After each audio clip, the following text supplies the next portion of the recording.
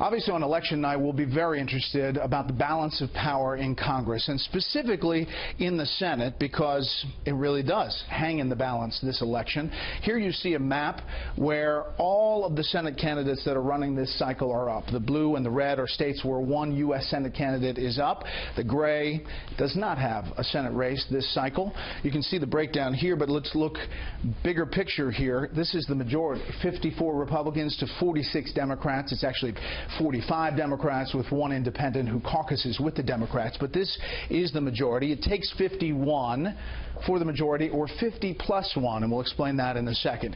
As of tonight, this is the average of polls in these races. Even if it's a razor-thin margin, if the election were held today, this is how these races would break down. Democrats, as of tonight, would pick up Wisconsin. Ron Johnson would lose there. Illinois, Mark Kirk would go down. Evan Bayh in Indiana would pick up the Indiana Senate race, as well as Pennsylvania as of tonight. Pat Toomey, the incumbent, would lose there. And even in North Carolina, as of tonight, the average of polls has Richard Burr, the incumbent, going down. Now, for the Republican side, you have a pickup tonight in Nevada, and the rest are a hold. You have New Hampshire holding for Kelly Ayotte, Florida holding for Marco Rubio, and obviously John McCain, a big winner in Arizona. The rest of these states, as of tonight, stay exactly the same. Look at these numbers.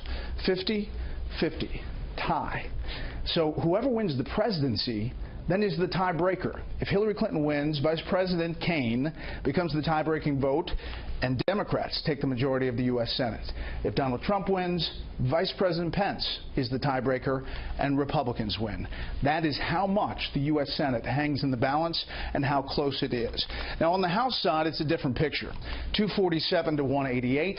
Most polls will tell you that it's very, very slim chance that Republicans lose the majority. They may lose some seats according to the polls, but not many, and it's likely that House Speaker Paul Ryan will be the Speaker of the House November 9th. There are many interesting races across the country with interesting people.